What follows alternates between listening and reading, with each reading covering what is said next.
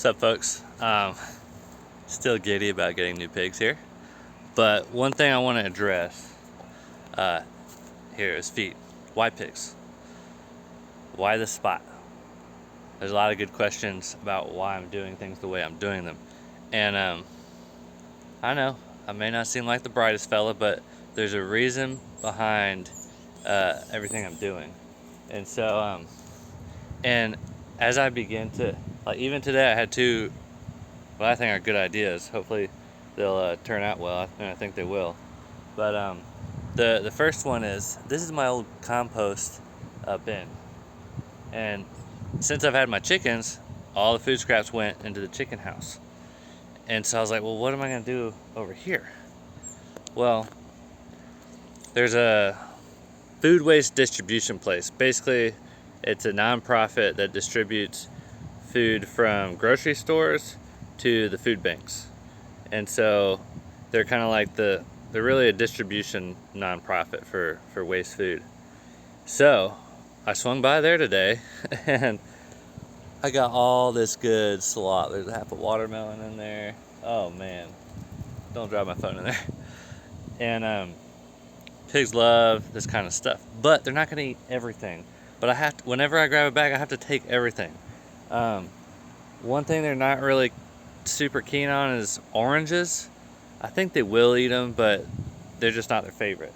And so what I'm doing is I filled this receptacle up with leaves, and so they can go in there and eat what they want, and then they will go about their day.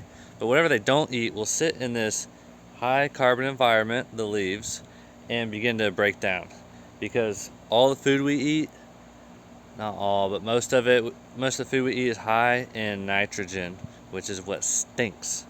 And one of the big management goals here is to make this pig pen not stink.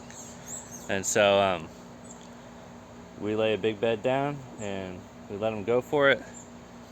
And yeah, so I'm really curious to see the next couple weeks if we have any stench, and I'll definitely do a video on that, if these systems are working or not. The other idea I had, I was looking at this site here, and I chose this because there's a big shade tree. Pigs don't like being out in the sun. They get hot, they can't sweat, they don't have any good ways of cooling themselves down. So you can see the little piggies right back in that little corner there. They're snoozing away, so they're comfortable. That's good. And if it gets real hot, there's that brush pile. They can burrow into that. They could even burrow under all these leaves. But basically, at any given point in the day, they're going to be able to find shade, which is really important. So another thing I was thinking of, well, I've got all this stuff going in here. There's a lot of good nutrients. There's a lot of there's going to be a lot of urine and poop, and with all this carbon, that's going to be breaking down, and it's really going to create a patch of incredibly nice soil. I was like, well, that'd be good for these trees, but what about, these trees are fine on their own. They don't really need anything else. And so I was sitting here thinking, I was like, boom, the light bulb went off. I can plant this whole perimeter with fruit trees like mulberries and persimmons. These are the two species of plant that the old timers would use. They would plant whole groves of them, and they would run their pigs through them. So the mulberries are dropping fruit right about now, and a little bit later in the spring, and the persimmons drop fruit in the fall. And so I've already got this huge oak tree here dropping acorns this fall as well. So I could just have an additional food source with these trees, and so I'm completing the cycle. Pigs are pooping. Oh, that little bird just fell down there. What the heck? Looks like a titmouse. Okay, it didn't fall. It intentionally crashed into the leaves. So anyway, we're completing the cycle here with the way we're doing things here, because if I can have a pig in this environment, lizard's fighting behind me. If I can have a pig in this environment, it's producing really rich soil with the way I'm managing them. Great. Now I can plant trees along the perimeter. Those roots are reaching in to get that nutrients, because this is sand, so a lot of that nutrients is actually going to sink through the sand. So I can have these roots coming under, catching that almost like a net. This is turning out really good. Almost like a net, catching these nutrients and then cycling it back up into their fruit, and then that fruit drops back. It's literally a physical cycle, but I guess all nutrient cycles are a physical cycle. But I don't have to work with that. I don't have to work as far as putting the fruit in, and I could even trim the trees to lean over the pen, so that it gets a little bit more shade, and so the fruit actually drops in here, and I don't have to pick it up and toss it in or whatever. So this is getting interesting. I'm really liking where this is going. And another lesson I learned about this is why I just start stuff. I'm not prepared to take care of 2 little piglets. I got a fence mostly done. Or I'm gonna sit over here. I got a fence mostly done, and then I went and got my piglets. I literally threw the piglets in the chicken house. I let the chickens out first, and I finished up the fence because I knew if I don't go get them today, when am I gonna get them? Am I really gonna go get them tomorrow or the next day? And the people that were selling them, I just told them, hey, I'm gonna come get them on Sunday.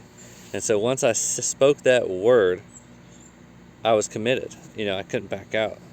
I guess I could have, but I don't know. I don't do that very often. I don't back out of commitments. And so that was a compelling way for me to take action. And so I'm basically just,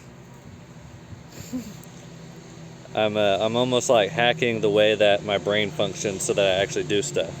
Because I knew if me in the present agrees to do this thing in the future me will have to honor what present me just decided. So that's kind of funny, but way of thinking about stuff. But yeah, and now I have 2 piglets, and now all these ideas are just kind of cascading down from this action. And I've already got persimmon trees over there, and I've got a mulberry over there that I'm rooting. So, man, I need to get my hands on some more mulberries, because I've got plenty of persimmons to plant over here. And the persimmons and mulberries actually do okay in the shade. And this really isn't full shade, this is partial shade here. But they'll do okay, especially the mulberries.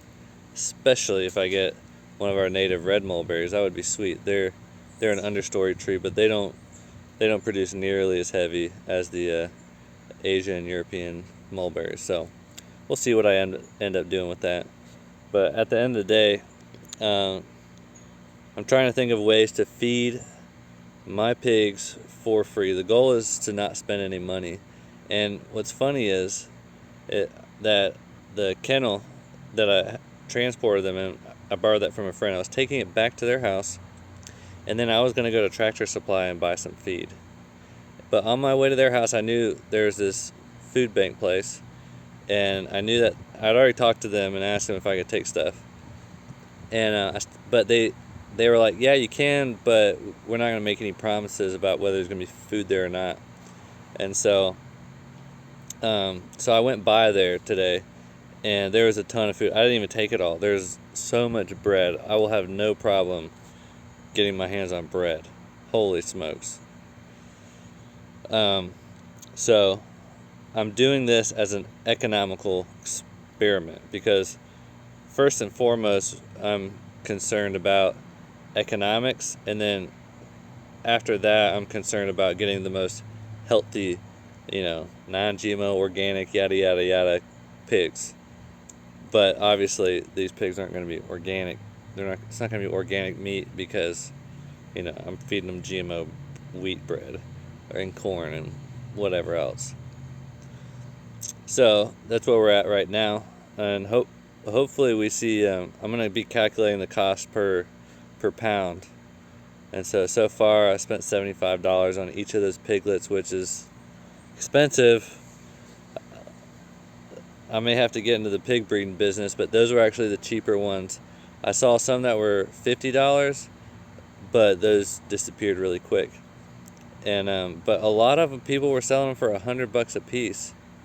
And I was like, geez Louise. So this is my $150 experiment here. And I use for the fencing, I use all pallets, all stuff that I've just collected. Boards, a lot of the nails. I did buy some screws. It's okay though, I didn't buy them for this project. I bought them a while ago, and they're really leftover screws. So that's where we're at right now, and it's just interesting. It's gonna be an interesting experiment. Oh, yeah, sorry, butterfly. So I hope you guys have a great day, and begin to think outside of the box. Begin to plant trees where you're thinking, oh, well, what if I were to get pigs? I would want, a mulberry tree here and a persimmon tree here and whatever, pear tree, whatever it is you want to grow. Ooh, I do have some pear trees, and they'll grow in a similar light environment as this. That's where I got their parent seed from. So there's just a lot to be thinking about and experimenting with. But my goal with this is to prove you can have odorless pigs in your backyard and feed them for free. Because there's a huge problem in America where we are throwing away like 40% of all food produced in our country. And that is ridiculous. We do not have a population problem, we have a distribution problem. And just I think it's part of our culture too to be wasteful. So I'm gonna run all our waste through these pigs, and then I'm gonna eat them. So it should be fun.